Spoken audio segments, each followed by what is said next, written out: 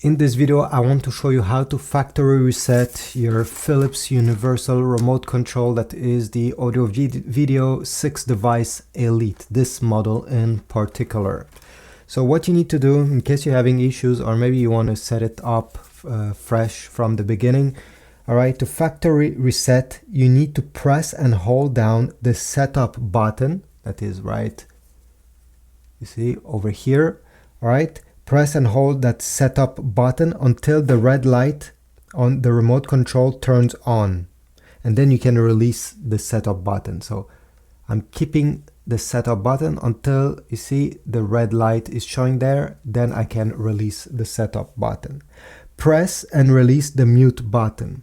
The mute button is this one, so I'll press and release. Press and release the number 0 button. After doing this, I don't know if you saw, but the power button blinked, which means that it has been factory reset. Let me redo it quickly for you so you understand. So I'm keeping setup press until this button over here stays red, then I release. I will press once on the mute button, and finally I'll press on the 0 button, and take a look when I do this, what happened to the power button. It blinks twice, and this is it. Now the remote has been factory reset, and you can set it up fresh from the beginning.